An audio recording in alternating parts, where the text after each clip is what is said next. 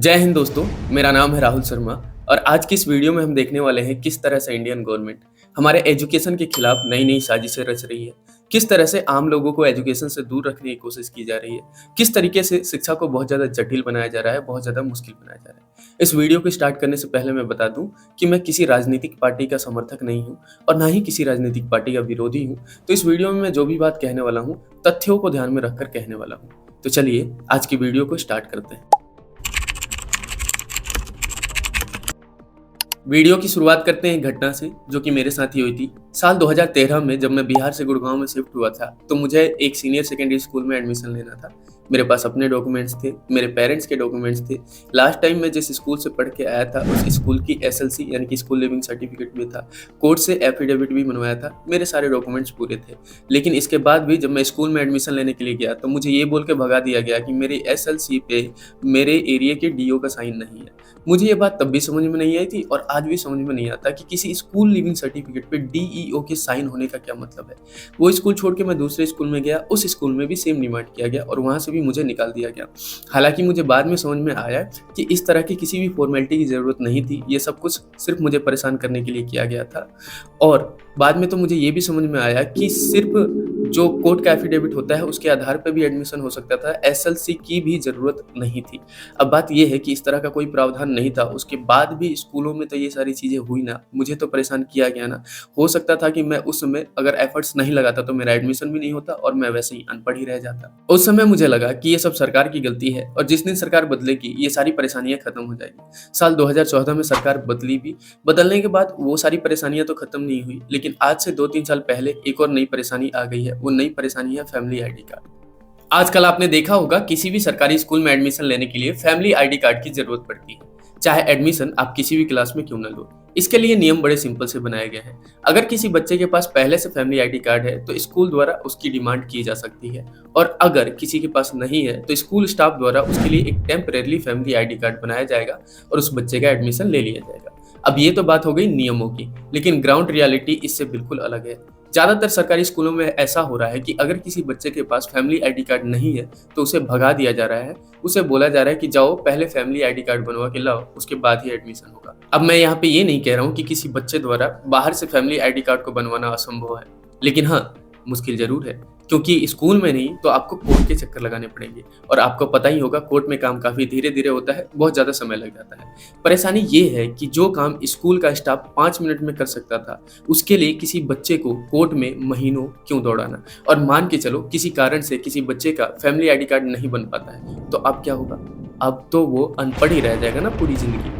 इसके अलावा एक और नियम है, अगर किसी और स्टेट का कोई स्टूडेंट आता है, एग्जाम्पल के लिए मान लेते हैं उत्तर प्रदेश का कोई एक स्टूडेंट है जो पढ़ने के लिए गुड़गांव में आया है और गुड़गांव के किसी सरकारी स्कूल में जाता है एडमिशन कराने के लिए, उसकी फैमिली आईडी कार्ड पे एड्रेस उसके गांव का है, तो यहाँ पे भी सेम नियम है कि स्कूल स्टाफ द्वारा उसके लिए एक टेम्परेरी फैमिली आईडी कार्ड बनाया जाएगा और उसका एडमिशन ले लिया जाएगा। अब अगेन ये तो बात हो गई नियम की, यहाँ पे भी वही परेशानी आ रही है। बच्चों को भगा दिया जा रहा है और उन्हें बोला जा रहा है कि जाओ अपनी फैमिली आईडी कार्ड पे एड्रेस चेंज करवा के लाओ।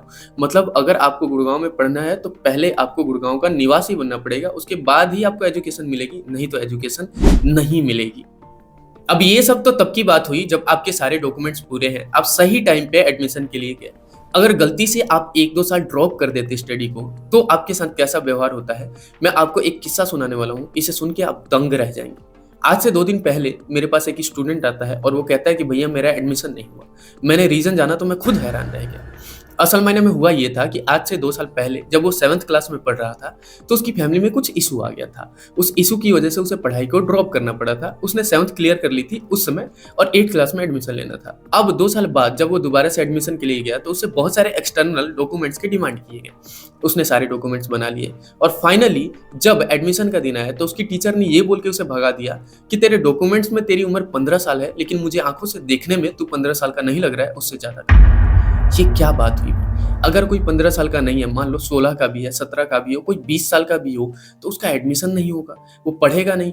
अब वो ऐसे ही अनपढ़ ही रह जाएगा। अब हो सकता है कि आप में से कुछ लोगों के दिमाग में ये सवाल आ रहा हो कि डॉक्यूमेंट्स को तैयार करना कौन सी बुरी बात है, और टीचरों के पास भी तो कुछ अधिकार होना चाहिए। अब कोई 20 साल का बच्चा आके बोले कि मुझे 5वीं क्लास में एडमिशन चाहिए तो टीचर थोड़ी ना एडमिशन दे देगा। हो सकता है कि आपके दिमाग में इस तरह के सवाल आ रहे हो। मेरे भी दिमाग में एक सवाल है, सवाल ये है कि हमारा देश जो कि विश्व गुरु बनने की तरफ बढ़ रहा है, ऐसा हमारे नेता कहते हैं, हमारे लोग भी कहते हैं। इस देश में 100 करोड़ से भी ज्यादा अनपढ़ लोग घूम रहे हैं। उन लोगों को आप कैसे पढ़ाएंगे? ये वो देश है जहां पे एक अच्छी खासी फैमिली डॉक्यूमेंट्स पूरे ना कर पाने की वजह से अपने बच्चों का एडमिशन स्कूलों में नहीं करा पा रही है। तो फिर हमारे इस महान देश में उन बच्चों का क्या होगा जो रोड पे भीख मांग रहे हैं? उन बच्चों का क्या होगा जो कबाड़ सुन रहे हैं? उन बच्चों का क्या होगा जो बाल मजदूरी के चंगुल में फंसे हुए हैं? मान लीजिए कोई एक बच्चा है जो बाल मजदूरी कर रहा है, 18 साल या 20 साल की उम्र तक उसे मजबूरी में आके मजदूरी करनी पड़ रही है या कोई काम करना पड़ रहा है। 20 साल की उम्र में उसे ये रियलाइज होता है कि पढ़ाई करना मेरे लिए जरूरी है, और 20 साल की उम्र में वो स्कूल में जाता है कि मुझे पढ़ाई करनी है, मुझे एडमिशन चाहिए। क्या उसे एडमिशन मिलेगा? उसे तो भगा दिया जाएगा ना। तो क्या उस बच्चे का जो 20 साल का हो गया, उस बच्चे का जो रोड पे कबाड़ चुन रहा है, उस बच्चे का जो भीख मांग रहा है, क्या उस बच्चे का एजुकेशन पे अधिकार नहीं था? अब ये मत कह देना कि अधिकार नहीं था, क्योंकि अगर कोई बच्चा जिंदा है, कोई भी, तो खाता तो होगा, कपड़े तो पहनता होगा, जूते तो पहनता होगा। चलो मान लो कपड़े जूते नहीं पहनता होगा, कहीं रहता भी नहीं होगा, कम से कम वो खाना तो खाता होगा। अगर वो खाना खाता होगा तो उस खाने के लिए कुछ ना कुछ तो खरीदता होगा। आटा, चावल, दाल, गेहूं, कुछ तो खरीदता होगा। जब वो खरीदने जा रहा है तो वो गवर्नमेंट को टैक्स पे कर रहा है ना। उस टैक्स में एजुकेशनल टैक्स भी तो शामिल है। तो अगर वो हर दिन एजुकेशन के लिए टैक्स पे कर रहा है तो उसे एजुकेशन से दूर क्यों रखा जा रहा है भाई? सरकार ने क्या प्रावधान किया है उसके लिए? एक और बात जिसके ऊपर आपने ध्यान जरूर दिया होगा, जिस बच्चे का सरकारी स्कूल में एडमिशन नहीं हो पाता, प्राइवेट स्कूल में जाते ही एडमिशन हो जाता है। तो आखिर ऐसी क्या कमी थी उस बच्चे में कि वो सरकारी स्कूल में पढ़ने योग्य नहीं था और प्राइवेट स्कूल में आते ही, कदम रखते ही पढ़ने योग्य हो गया? अगर प्राइवेट स्कूल में किसी बच्चे का एडमिशन होता है तो इसका मतलब सरकारी में भी एडमिशन हो सकता था। जानबूझ के टीचरों ने एडमिशन नहीं किया। हालांकि प्राइवेट स्कूलों को भी अच्छा छोड़ा नहीं गया है। हर साल एडमिशन, जिसकी फीस किडनी बेच के देनी पड़ती है। हर एक बुक की अपनी खुद की किताब, जिसकी मुंह मांगी कीमत ले रहे हैं। एक 7th क्लास के बच्चे की बुक आई है 12,000 रुपए की। ऐसा क्या लगाते हो आप उस बुक्स में? सोने की बनाते हो, चांदी की बनाते हो, या फिर कोई जादू है उस किताब में कि खोलते ही सब कुछ दिमाग में चला जाएगा? उसमें मेहनत नहीं करनी पड़ती। इन सब चीजों के ऊपर लगाम कौन लगाएगा? सरकार ही लगाएगी ना। नहीं, सरकार सिर्फ टैक्स बढ़ा रही है। अगर कोई प्राइवेट स्कूल किसी बच्चे को बहुत ज्यादा लूट रहा है तो सरकार को और ज्यादा टैक्स मिल रही है, और ज्यादा लूट रहा है तो और ज्यादा टैक्स मिल रहा है। इसकी वजह से गवर्नमेंट बिल्कुल शांत बैठी पड़ी है। खैर, टैक्स की बात हम किसी और वीडियो में करेंगे। अभी एडमिशन की बात कर रहे थे। अब तक हमने जिन जिन परेशानियों को डिस्कस किया है वो तो बहुत छोटी है। असली परेशानी तो तब शुरू होती है जब आप 10th क्लियर कर लेते हो और 11th में एडमिशन लेना होता है। पिछले 10 दिन में मेरे पास 4 ऐसे बच्चे आए हैं जिनको कॉमर्स में एडमिशन लेना था 11th में, लेकिन जबरदस्ती उन्हें आर्ट्स दे दिया गया। रीजन क्या बताया गया? आप कॉमर्स के लायक नहीं हो, आपने 9th में, 8th में और 10th क्लास में अच्छे से मैथ नहीं पढ़ी है। अब मैं यहाँ पे ये जानना चाहता हूँ कि अगर कोई बच्चा जिसने 8th क्लास में अच्छे से मैथ नहीं पढ़ी, वो 8th क्लास के लायक नहीं था, तो वो 9th में कैसे पहुंच गया? अगर वो 9th के भी लायक नहीं था तो वो 10th में कैसे पहुंच गया? और अगर वो 10th क्लास के लायक नहीं था तो 10th भी क्लियर करके 11th में कैसे पहुंच गया? अगर उसने 10th क्लियर कर ली है, 11th में पहुंच गया है, तो उसे जो भी स्ट्रीम चाहिए उसे दो ना। जबरदस्ती क्यों आर्ट्स दे रहे हो? अब उसके लिए, आगे की जिंदगी के लिए पढ़ाई उसके लिए बोझ हो जाएगा। उसका मन ही नहीं है आर्ट्स पढ़ने का, आपने जबरदस्ती ठूस दिया। एक ऐसा बच्चा आया जिसे साइंस लेनी थी, उसे बोल दिया गया तुम साइंस के लायक नहीं हो, मैंने 10th में तुम्हें पढ़ाया था, तुम फिजिक्स अच्छे से नहीं पढ़ पा रहे थे, तो अब हम 11th में आपको साइंस नहीं देंगे। उसे जबरदस्ती कॉमर्स में ठूस दिया। जिसे साइंस चाहिए उसे कॉमर्स में ठूस रहे हो, जिसे कॉमर्स चाहिए उसे आर्ट्स में ठूस रहे हो, जिसको आर्ट्स पढ़ना है उसे आप जबरदस्ती कह रहे हो अरे तू बहुत अच्छा है, तू पढ़ने में बहुत अच्छा है, साइंस ले ले, कॉमर्स ले ले। क्या परेशानी है? अगर किसी बच्चे ने 10th क्लियर कर ली है, इसका मतलब वो उस लायक रहा है, क्योंकि बोर्ड का पेपर दिया है। तो 11th में जाने के पास उसे जो भी सब्जेक्ट चाहिए दो ना। उसके सामने बहुत सारी शर्तें क्यों रख रहे हो? और ये क्या मतलब हुआ कि 70% से ऊपर लाओगे तो आपको कॉमर्स मिलेगी, 80% से ऊपर लाओगे तो साइंस मिलेगी? क्या मतलब है भाई? जब ऐसा कोई प्रावधान नहीं है, जब ऐसा कोई नियम नहीं है, तो टीचर्स अपनी मनमानी क्यों कर रहे हैं? और ये सारी बातें जो मैं कह रहा हूं ना, आपको ऐसा लग रहा होगा कि इसमें सरकार की क्या गलती है। देखो, ये सारी चीजें आज से, कल से, 1 साल, 2 साल, 3 साल से नहीं चल रही है। ये सारी चीजें 15-20 साल से चल रही है। पिछली सरकार भी ऐसी थी, अब की सरकार भी ऐसी है। पिछली सरकार को भी ये जानकारी थी कि ऐसी चीजें हो रही हैं हमारे देश में, इस सरकार को भी ये जानकारी है, पूरी जनता को भी ये जानकारी। अब सरकार जो रोकना चाहती है वो रोक लेती है, जो काम करना चाहती है वो कर लेती है। आपने देखा होगा, टैक्स चोरी हो रही थी, सरकार ने रोक लिया। मंदिर नहीं बन रहा था, सरकार ने मंदिर बनवा दिया। दंगे नहीं हो रहे थे, सरकार, सॉरी गलती से मुंह से निकल गया, ओवरऑल कहना बस इतना है कि सरकार अगर किसी काम को करना चाहती है तो काम हो जाता है, क्योंकि उस काम को लेके पुलिस वाले भी एक्टिव हो जाते हैं, मीडिया भी एक्टिव हो जाती है और कोर्ट भी एक्टिव हो जाता है।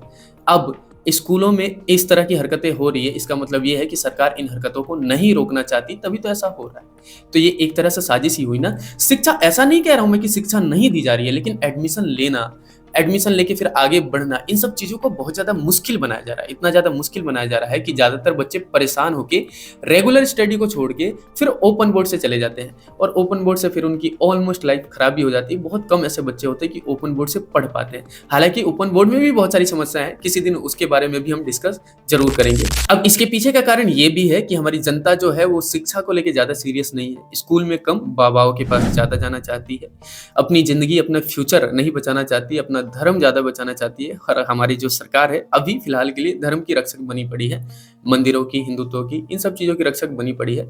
ये सब करना अच्छा है, मैं ये नहीं कह रहा हूँ कि ये सब करना गलत है, लेकिन इसके साथ-साथ जो प्राइमरी चीज़ है हमारी एजुकेशन, उसके ऊपर ध्यान देना ज़्यादा ज़रूरी है। और अगर गवर्नमेंट इन सब चीज़ों को नहीं सुधारती है, तो मैं तो यही मान के चलूँगा कि गवर्नमेंट की ये साजिश है लोगों को दूर रखने की शिक्षा से। वैसे तो अभी बहुत सारी समस्याएं बची हुई है, लेकिन सभी समस्याओं को एक ही वीडियो में अगर डिस्कस करेंगे तो वीडियो बहुत लंबी हो जाएगी। आप में से बहुत सारे लोगों को मेरी बातें सही लगी होगी, कुछ लोगों को सही नहीं लगी होगी। जो भी आपके विचार है कमेंट बॉक्स में जरूर लिखें।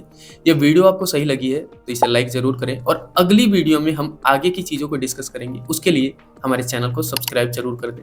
मिलते हैं अगले वीडियो में, तब तक के लिए जय हिंद, जय भारत।